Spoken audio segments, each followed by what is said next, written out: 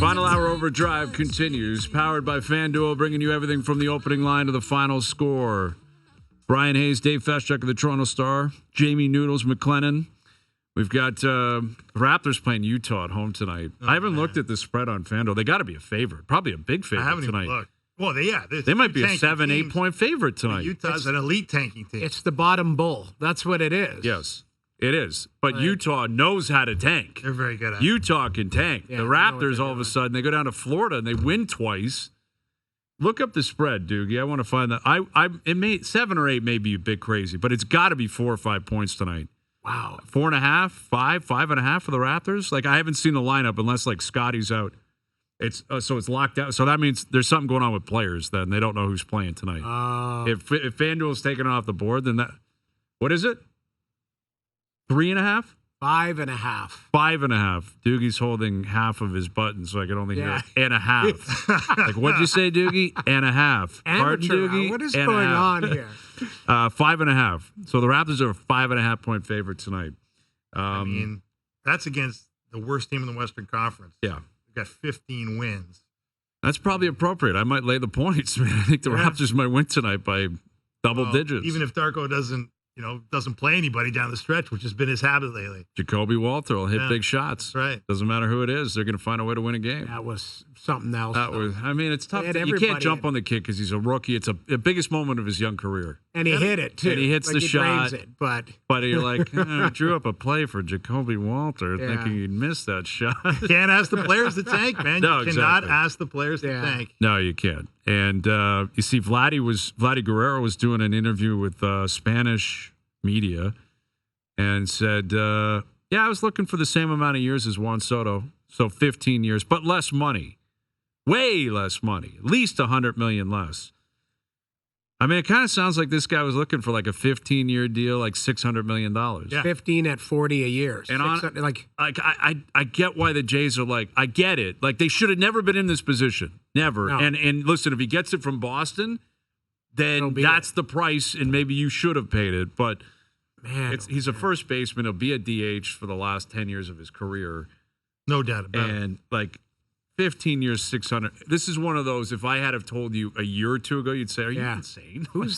How is that possible, that kind of price? The Red Sox guy who popped his belt there? Pablo Sandoval. Yeah. Well, he got like a 5-year, $75 million deal and was popping belts. He was Panda. popping belts like year 1, year 2 into it. He really was comfortable. And he was a guy who got caught liking Instagram during the game, like 7th inning stretch. There's guys on. So where are you then with the Jays then? 15 years, $600 million, you go, can't do it. Do you do that? What it reads to me is Vladdy was basically like, I want to become a free agent now. Yeah. So if you want me to sign, it's 15 years, 60, $600 million. Like I'll do it. I'll stick around. I'd love to be a Jay. But we've gone this far. I'm a year out. Soto just got it. That kind of feels like it was almost negotiated, not in bad faith. But basically, like, if you really want me, this is what it's going to cost. If not, we'll talk down the road. Well, there's been a lot of bad blood at the negotiating table between these two parties, right? I mean, they've taken him to arbitration. They've gone after Soto. They've gone after umpteen other free agents without signing their guy, which tells you how much they love their guy, which is not enough to pay him, $600 million over 15 years, I would hazard a guess. So, but look, I mean, you'd be crazy not to throw that number out there because Steve Cohen and the New York Mets set the market by paying Soto $765 over 15. That's the thing. Like, listen, different players, different body types, different positions. Soto's a better player, more consistent, great in the playoffs, but that changed everything. Like, the whole landscape of baseball changed. And in the end, if Vladdy doesn't budge, if he has a great year and they win, he's not going to come off that number. Somebody might pay him it. Someone might have to, and it might have to be the Blue Jays. Yeah. And they're going to have to bite the bullet because clearly they looked at him thinking, I don't think they ever wanted to even hear the word like the number $300 million. No, they had plenty of chances to do that. Exactly, they could have done that. Yeah. They're like $300 million. We're not going there. No chance. Yeah. And now, you understand. Look, you understand out of why. control. I mean, look, Vladdy and Soto at their peaks in their best seasons, you can say, well, there's some sort of comparison there. Obviously, Soto's the superior hitter, superior player.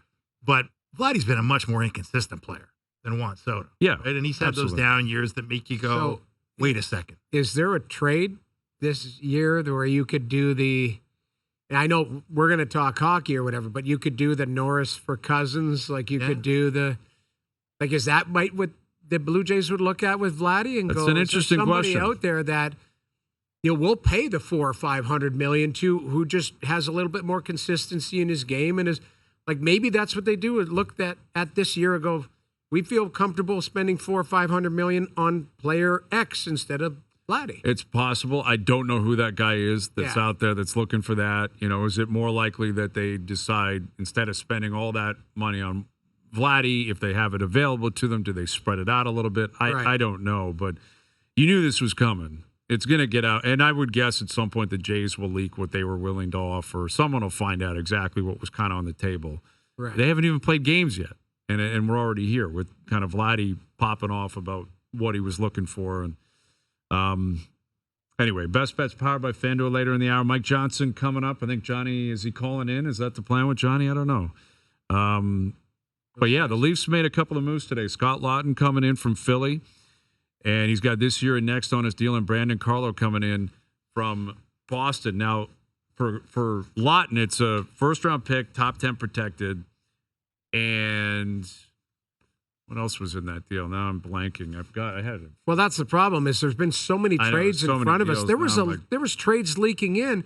I'm seeing Nathan McKinnon. It was Yeah, Gurbankin. that Top was 10 the protected Russian. first round 2026. Yes. And they got a fourth and a sixth round back. And Laughton. And then they got the retention. And the retention. 50% retention on his contract. So he's a $1.5 million player now. That's, $1.5 million. He's making less than David Kampf on their books. Really good value. Think about that. Really good. And then Brandon Carlo comes in from Boston. This is the one that was the shocking move of the day for the Leafs. Laughton, they were connected to Laughton the whole time. Right. Would it be Shen? Could it be Nelson? If not, it's going to be Laughton. It always felt like they were going to circle back, and Scott Laughton, at a minimum, was going to be a Maple Leaf today. Right. Brandon Carlo from Boston, and Leaf fans know him. He was there in the playoffs in 2019. He was there in the playoffs last year. He's been with the Bruins for 9 years. Yeah. He's been there a long Played time. with Chara in the early days. Exactly. The guy's been into a cup final. A part of this rivalry for a long, long time. He's got 2 years left on his deal after this at about $3.5 million, right? Because there's retention to it. 15% retention. But the Leafs had to pay a price for this. Fraser Minton, a first-round pick in 2026, and then Connor Dewar and Connor Timmins head to Pittsburgh to make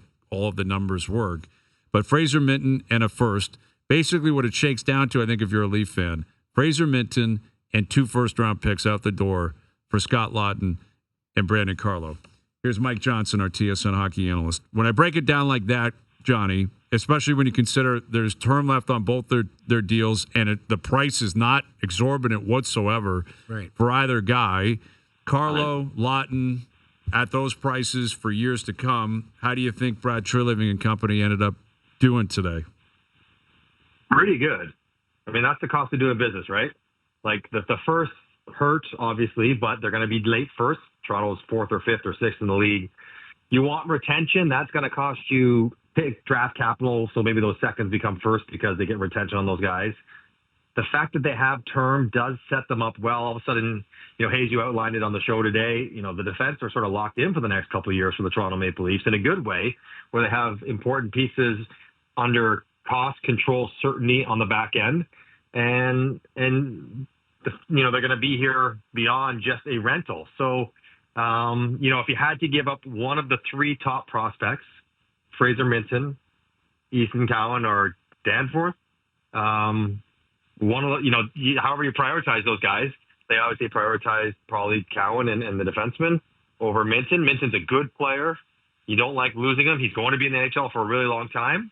I don't know if he's going to be a high-level scorer in the NHL, and they probably made that calculation that the ceiling on Cowan was a bit higher. But for the here and now, this is what they needed to do to compete in a very difficult division. It didn't get any easier today with the other teams with Florida and Tampa have done the last couple of days. But I think would I have loved Brock Nelson in this moment over Scott Laughton? Perhaps, but given the cost and everything else and the contract, they couldn't do that. Laughton's a good player. He'll help the team. So, yeah, I guess yeah, it's what you have to do, and they didn't pay too much. They paid what everyone else was paying, which is a lot, but that's just the cost of doing business. So kind of a crazy day in trade deadline land, Johnny. And what shocked you the most? Was it the Rantanen deal actually coming together and him signing long-term 8x12 in Dallas? Was it Brad Marchand leaving Boston, the beloved captain, the only remaining member of the 2011 Stanley Cup championship team? What surprised you the most when you look back at what we saw go down today? It's Marchand for sure. I mean, I think Rantanen on a bigger level is surprising, but we had time to prepare for it fast, right? Like we knew it might be coming. We knew the sort of teams that might be interested and that it might happen. Still, when you take a step back and think Mikko Rantanen, one of the top 10 offensive players in the league the last several years, got traded twice at the deadline for a variety of reasons, but that wasn't that surprising. Dallas, we know, has become a real destination of choice. Like when Seth Jones was going to Florida, he told Chicago, you can trade me to Florida or you can trade me to Dallas. Like a lot of players see those two places given the climate, the taxes, the quality of team, that an attractive place to go. So that wasn't that surprising. But I thought, Brad Marchand had been so public about wanting to be with Boston, wanting to stay with Boston, and wanting to be a lifetime Boston Bruin. Now, he may go back in the summer, who knows, but I just thought when it's expressed so publicly, and he is still a good player, and clearly Boston is not going to be hamstrung by any salary constraints the next few years, given what they did today, I thought that they would have found some middle ground to keep him, a 3-year, $20 million deal, whatever it is. So that one did surprise me. And then to Florida, of all teams, you thought after Jones they were done, but with the Tkachuk money, it made it possible to get Marchand in there. And that team, all of a sudden, their top three lines, when everyone's healthy, if Matthew Tkachuk gets back and gets healthy, they're no fun to play against on a lot of different levels. So that one really surprised me. I didn't see that one coming. Yeah, like seeing him in any other jersey is going to be freaky. Yeah. And especially within the division. But I wonder if they did him a solid here, because the reporting was that they were going to ship him out west. And I wonder if he sniffed it out. Okay, if you're going to move me, move me to a place I can win and send me here.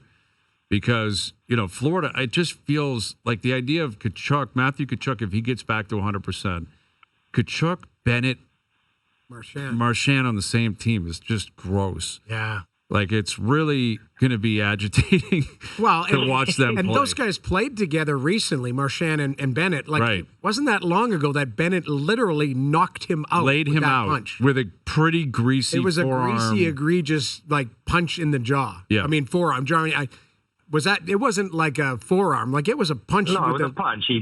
Marchand came into him. He punched him right in the chin with his glove. I guess. But it was well hidden. Like, it was crazy. Yeah, he was very sneaky, dirty, as Bennett can be. But I bet that the four nations experience made this deal more likely, more possible. Would Brad Marchand have wanted to go to Florida the same way if him and Sam Bennett were still at odds? Maybe. I don't know. Would it have been more awkward in the dressing room when he walked in? For sure. I mean, these guys did not like each other. They had some moments on the ice, but they played together for Canada. They played on the same line at times. They won together, and they put all that other stuff, water under the bridge. So, yeah. Now, I don't know how much they'll play together in Florida, depending on how the lines shake out. But the fact that they have such physical players that are very good at understanding how to push the limit of what's allowed without really getting themselves in trouble in the playoffs is going to be just a nightmare for opponents. And, whether it's the first line with Tkachuk on it, the second line with Bennett on it, the third line with Marchand on it, no matter who you play against, you're going to have someone giving you that little bit of extra, that little greasy pop / chip, face wash, chirp, whatever. And it just suits the Panthers' personality just so perfectly that maybe we shouldn't be surprised, even though I just got through saying I was. Yeah. Well, and then, Tampa's sitting there, and Bjorkstrand scores the winner, I think, last night. He did. Yeah. He scored the winner. Yeah. We were talking about it earlier, is Kucherov got benched because he had 2 egregious turnovers, and Coop had enough, so he benched him. and then he put him on the third line in the third period after they tied the game up, and he assists on the game winner with Gord and Bjorkstrand. Yeah. So it's just like, listen, they are a nice fit. Florida got better. The Leafs got better. Like, if you're sitting there in the Atlantic, I think Ottawa got better, although, that, Johnny, you and I were talking about it. We had it on the panel. Like, it's just different. I think the Ottawa Senators, Cozens has to settle in. And I don't know how you guys feel. I think be a lot of pressure on Cozens. The Senators fans know what Josh Norris is. I don't know if a lot of people in Ottawa paid attention to what Dylan Cozens is as an NHL player. Sure, you watch him as a World Junior player, but there's a lot of pressure because Josh Norris, Johnny, you were talking about, he's a scorer. We know if he's healthy, he scores goals. Cozens has scored 31 once. Mm-hmm. So he's a different player, but it'd be interesting to see how he's going to fit into that dynamic in Ottawa. Yeah, that's a big trade. And I always think it's a big trade because, you're taking on a big contract and all the rest of it, but also because you are currently, what are they, 1 point out of the playoffs right now? And, right down the stretch, they've waited so long to try to get back in the playoffs, and you make a major shake up the roster. And certainly, guys, we saw Brady Tkachuk shake up the dressing room kind of trade.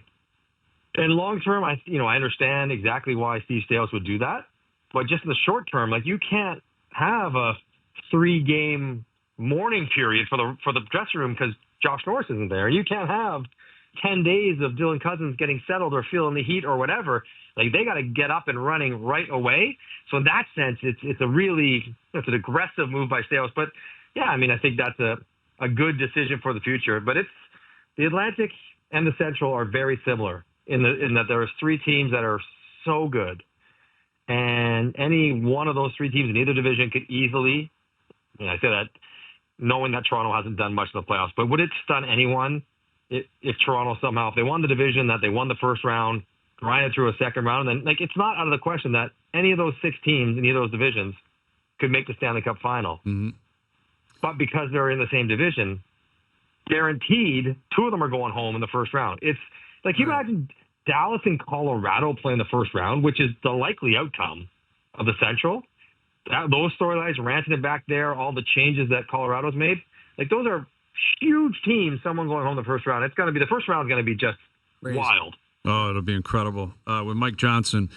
So if I give you these 5 teams out west: Winnipeg, Dallas, Colorado, Vegas, Edmonton, where does Edmonton rank in that 5-pack for you in terms of projecting Stanley Cup success? 5.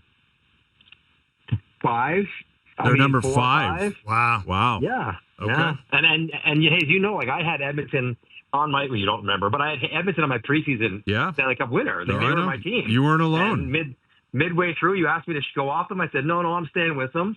But I can't act like the roster on Dallas and Colorado is better than Edmonton's. It is. The roster is flat out better, top to bottom. I can't act like Winnipeg's not been the best team in the league, top 3 in goals against and goals for and power play, and say that, they're don't have a very good chance with the best goalie in the world, albeit with its playoff failures. And I just went and saw Vegas.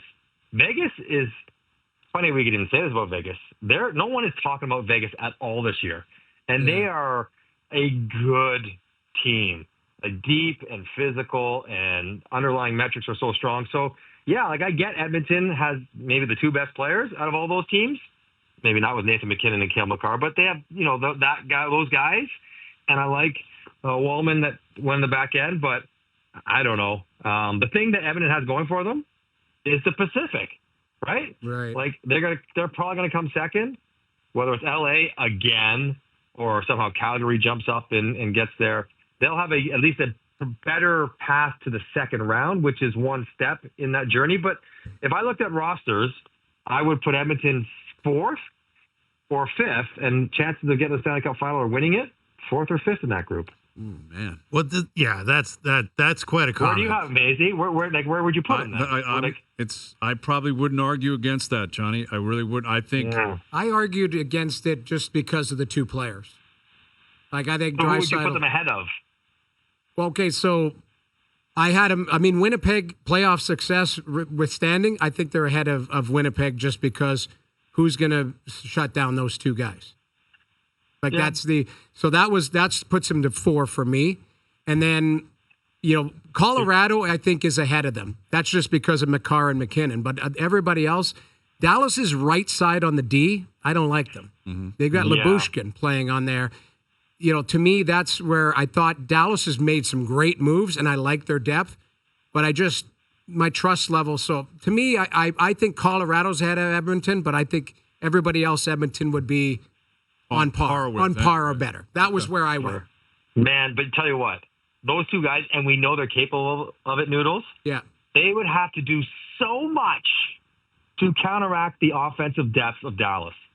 Dallas is like, you look at their top 9 guys, and it is so deep and so good with what the year Matt Duchene's having, and Wyatt Johnston, and Jamie Benn, and of course the big guys at Hintz and Robertson and now Rantanen. Like, not even forget about Granlund. Like, they have a lot of good players up front. So, yeah, I'm with you, Doodles, and this is why it's a hard sort of game to play. But and the fact that McDavid has, and we're all going to sort of trust that he's going to turn into the usual supernova McDavid down the stretch in the playoffs, but he hasn't been. And he hasn't been for a little while, and that really also changes completely the opportunity for Edmonton to go deep. Yeah. All right, Johnny. Well, the stretch runs here, man. Now that we're through the trade deadline, we'll be night 1 of the Stanley Cup playoffs before you know it. Yeah. Like it is 20 games goes quick. They go by really quickly, man. Great stuff today. Good seeing you. Enjoy your weekend. We'll do it again next week. All right, fellas. Have a great weekend. Hayes, I didn't like the strays you were catching all day. Thank you. Not fraudulent. Totally legitimate. And you know how I would respond to that? I agree. I agree. Inside joke. If you saw it, you saw it. God. I just heard about that inside joke. Oh, my God. I agree. Thank you. Thank you very much.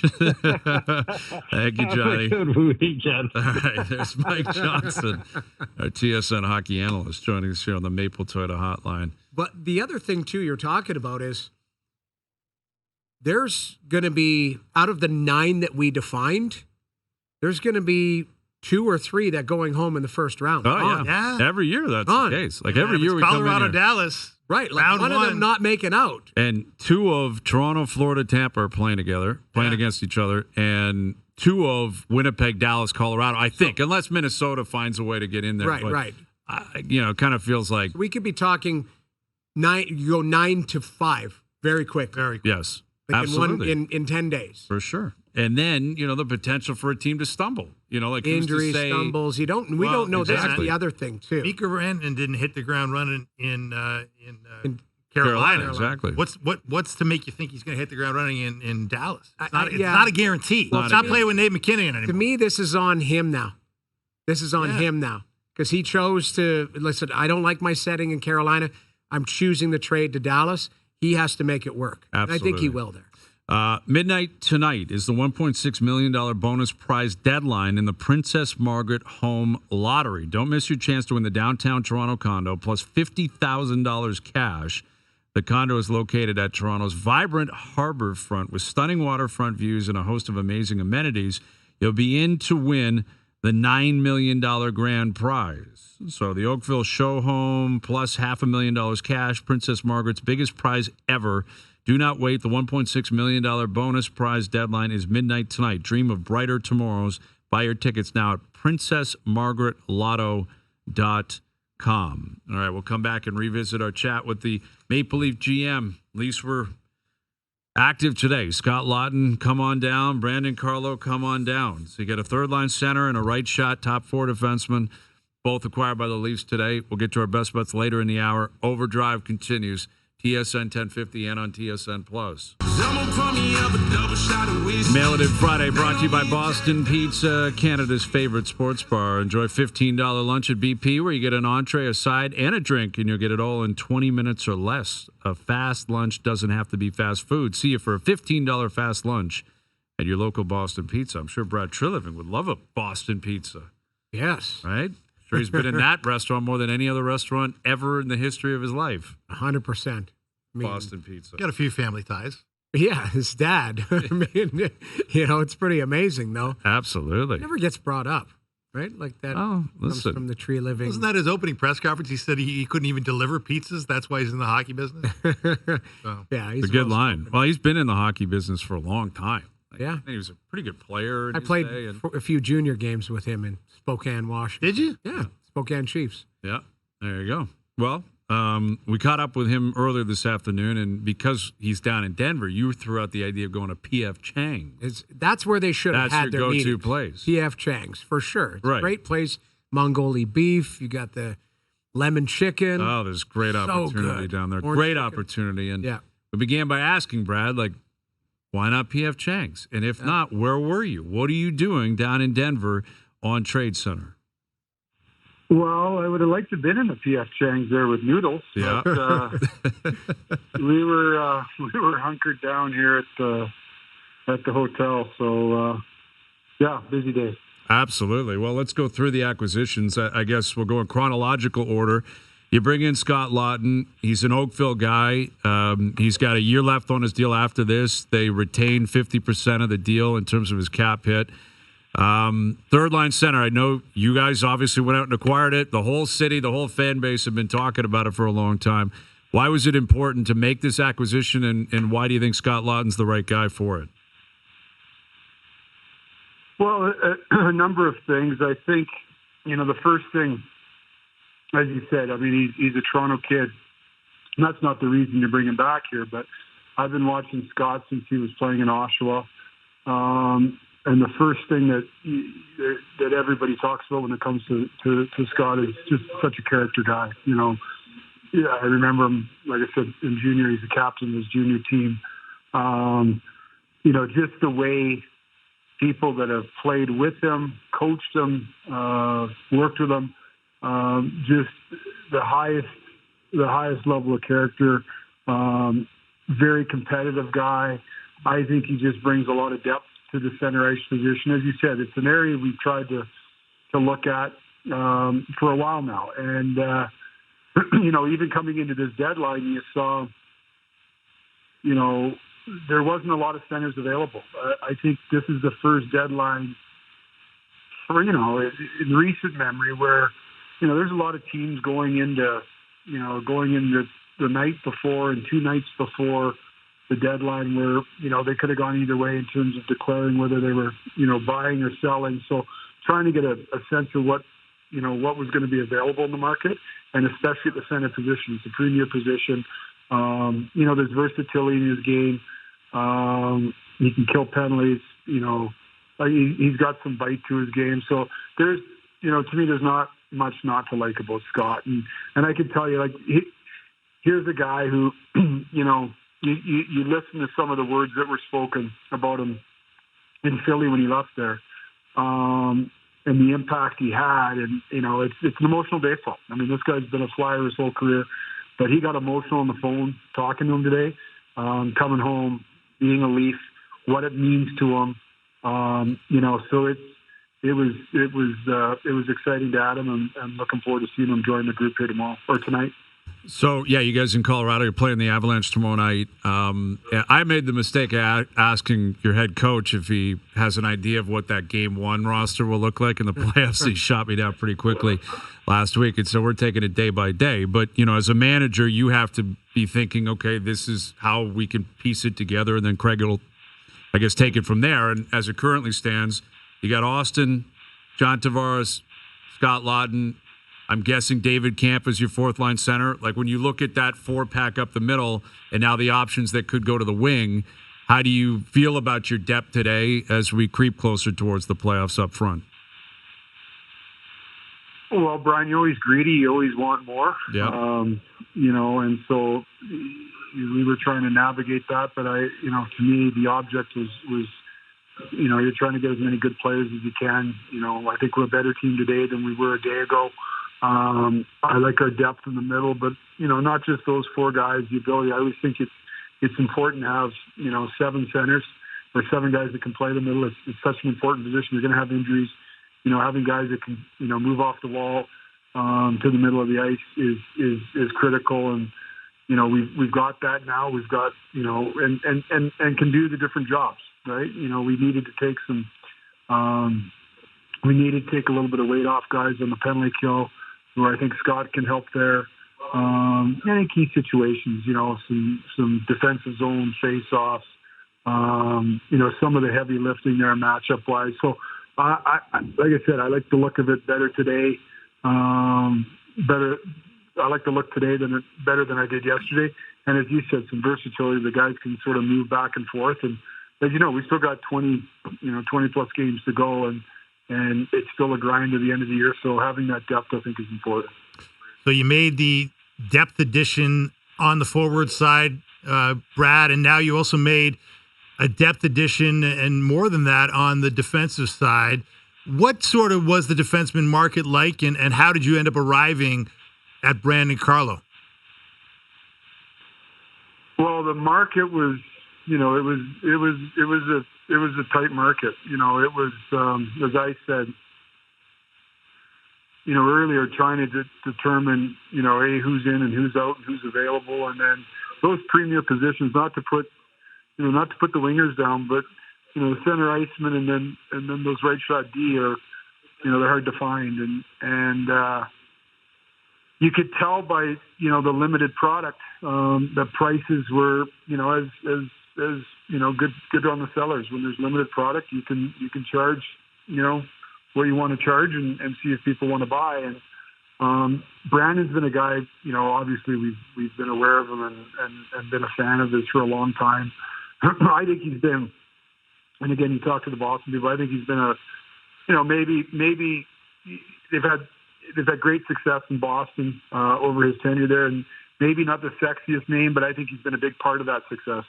Again, in some of the guts of the game pieces, penalty kill, he's a big man. He's long, he's rangy, he's got great reach. He's hard around the blue paint. So, I just thought adding another right shot D was important. And to handle some of those tough minutes. We've seen Canny's been out here for a week or so, and to be able to distribute those minutes and have somebody that can handle some PK time, that was critical for us. So we like his size, we like his range. He's coming from a great program in Boston where he's been a big part of it, and again, he was excited about it today.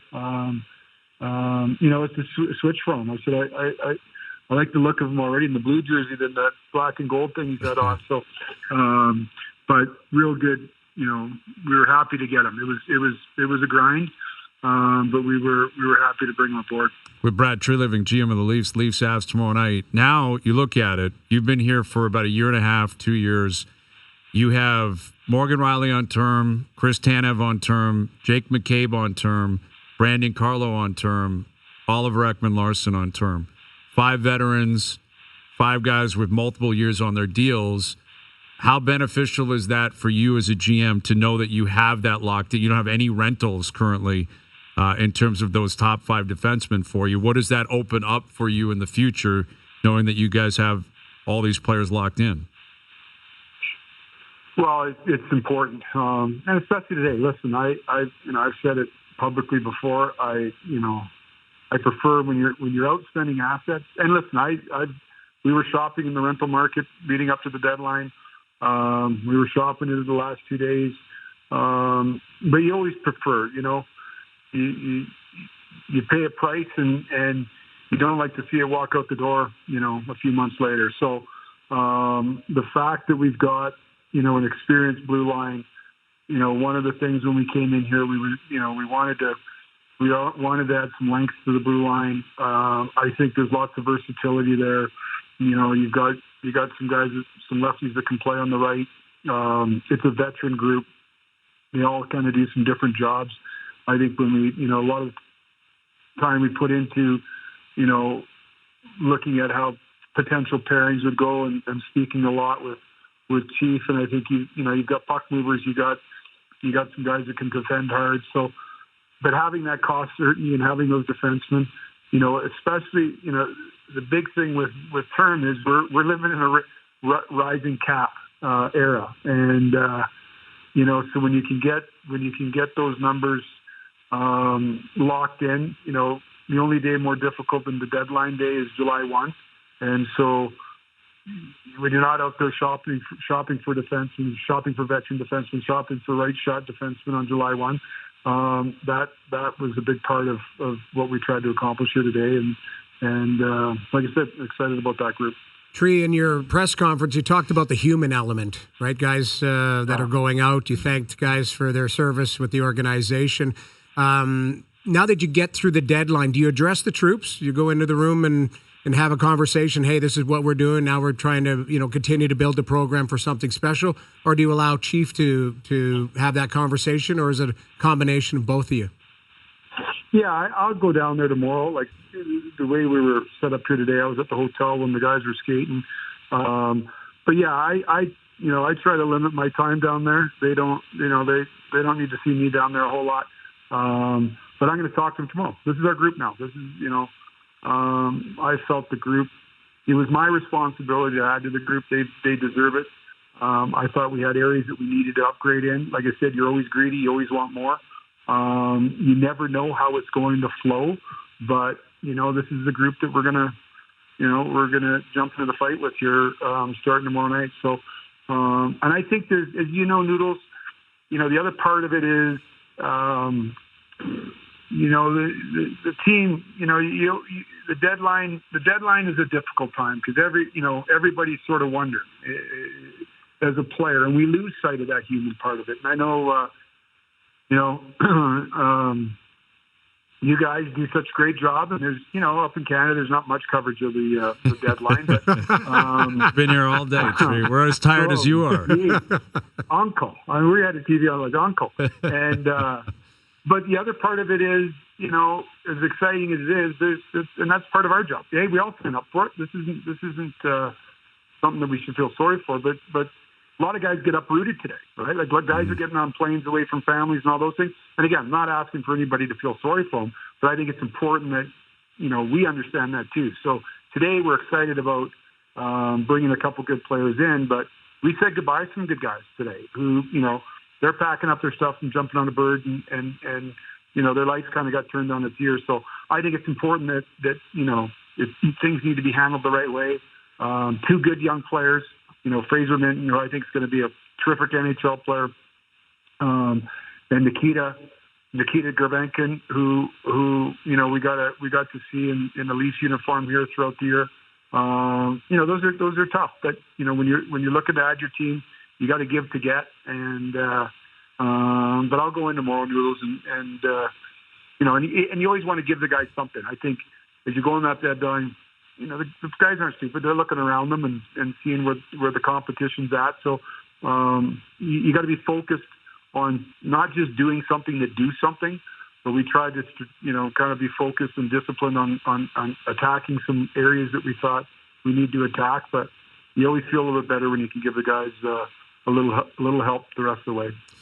Well, you guys have 20 games left to go, and a few games left against Florida, a game against Tampa. You're 2 points back of Florida with a game in hand. That top seed in the Atlantic, that's a pretty valuable spot, and I know you're aware of that. So we'll see where you guys take it from here, Brad, but I know it's been a busy day, and congrats on the moves you made, and we appreciate you taking time for us. We wish you nothing but success down the road. Thank you for this.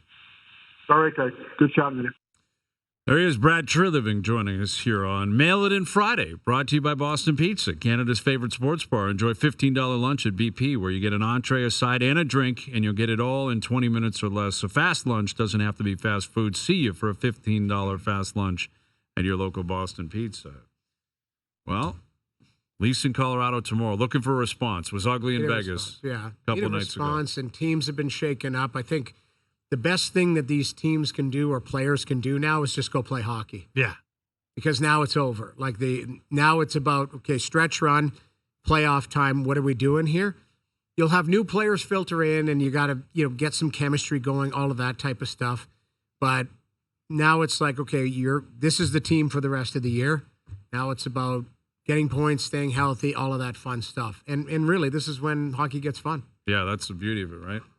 Right. And we got races here, like obviously within the Atlantic. Massive but also, races. Who's going to get into the playoffs on both sides? Both sides. Both wild cards are up for grabs in the East. And in the West, there's one wild card spot, but there's a countless amount of teams. You got Calgary, you got Vancouver, you got St. Louis and Utah who still think you're in it. Like Utah's sniveling Utah's around right there, but also St. Louis didn't really do anything. Now they got bad news with Parayko. Parayko's out for probably the rest of the regular season. Yeah. But they didn't unload Shen. They didn't unload Braden Shen. They didn't unload anybody else. Yeah. Really. So they're still, I guess, kind of staying in the hunt and going for it. Out. That's great. So you've got Calgary, Vancouver, St. Louis, Utah that are separated by 3 points. That's wild. Who's the best team on that on paper? Is it Vancouver? I don't know. Not the way they've been playing, man. Like Vancouver. It's probably Calgary, the most consistent team out They've of that. been kind of, they had a really good start, but they've just kind of gone about their business. And yeah, I mean, they're there. Utah is very interesting. Now, Leafs fans are going to lay their eyes on them on what, Monday? Monday, you're in Utah, yep. They're a better team than people think. Like they're fast. That's the one thing. Now, it's been a minute since I was in Utah and called that game, but I was there in October. And they played against, Ottawa that night, and they started like a house on fire. It was Forsberg that stole the game for Ottawa that night. But they are a very fast team. They've got some skill. Their goaltenders played pretty well. That Vemelka has he got himself. So I wouldn't. Keller's had a great year. Yeah, I wouldn't. Listen, nothing is a layup anymore. There should be some teams now. I talked about before the separation. Like there are some teams waving the white flag. This is where we are. We sold off some assets. We talked about the Bruins.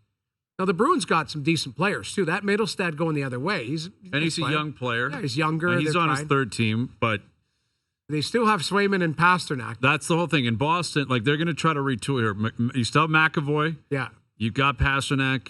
You've got Elias Lindholm that you've committed to, and that's I don't know what the hell he's going to be in the future. Did you see that Boston? Like, sorry to interrupt. They lost last night with 16 seconds. Did you see that play where Zadorov went to pass D to D and his stick broke? Yeah. And Jarvis skated in. It was 2-2 going into overtime, and his stick breaks, and then he tries a 2-pad stack, and Jarvis goes, "All right, I'll take this and throw it in the net." That's how the Bruins season has gone this year for them. Yeah. Crazy. That was encapsulated. So there's some teams that are going to be separated on the bottom side. Seattle sold off some players. Yeah, which they had to. I mean, they're not very good. They're miles out. Yeah, we'll see. Not a lot of Chicago. Really nothing. Chicago. Yeah, they kept Pat Maroon. They're going to sign Ryan Donato. No one knows what the hell they're. And same thing with Nashville. What is Nashville doing? They didn't. Well, do they had anything. the trade with Pittsburgh. Yeah, they picked up Bunting. No, but how what's Barry Trotz out of the gate? Like how many months ago was Barry Trotz talking about a rebuild? Yeah, and they didn't do anything at the deadline. In a disastrous season. I don't know what's going on there. That's all about. I don't know. All right, best bets coming up. Overdrive continues. TSN 1050 and on the TSN app. All right, we have not been mailing it in. We've been bringing it all day, but Mailing In Friday is brought to you by Boston Pizza, Canada's favorite sports bar. Enjoy $15 lunch at BP where you get an entree, a side, and a drink, and you'll get it all in 20 minutes or less. A fast lunch doesn't have to be fast food. See you for a $15 fast lunch at your local Boston Pizza. We've got Raptors in action tonight. We've got the Leafs in Colorado tomorrow, then in Utah on Monday. A good game. Trade deadline's over. It's been a lot of buzz. But the Leafs made moves. Colorado made moves. Tomorrow night's going to be fun. Yeah, be new faces everywhere, right? Yeah, all over the league, there's going to be new faces. So the next week we'll be going, we forgot. Like that's the crazy thing is there's trades still trickling in at like 5. Eric Johnson got traded back to Colorado. Exactly. Like there's a bunch of little deals that don't match register. It's not like you're going to talk about them necessarily on TV or on this show. But it's good. They happen. Yeah. Like, that's interesting. All right, today's best bets powered by FanDuel. Make your picks and assemble a same-game parlay in seconds on the FanDuel Sportsbook app. I'm laying the 5.5 Raptors tonight. I'm laying the points. Raptors win possibly by double digits tonight. Wow. A tank off with Utah and Tampa. Utah's pot committed to the tank. Yeah. The Raptors will start. They're starting 5, and then who knows what happens after that. They've been sneakily trying to tank games. Well, but the fourth quarter, it's basically, there's guys on two ways out there. They're trying. Trainers playing. They're not trying hard enough, man. Yeah, they don't want to cover. They want to lose. I'm laying the points. Today's best bets powered by FanDuel Live. Same game parlays are now available for every NBA game on the FanDuel Sportsbook app. Please play responsibly. 19 plus, physically located in Ontario. Dave, great seeing you, man. Great seeing you guys. Doing this as always. There's Dave Feschuk of the Toronto Star. Thanks to everyone behind the scenes for helping out today. We appreciate that. We're out of here. Enjoy your evenings. Enjoy your weekends. We're back Monday at 4 p.m. We'll chat then.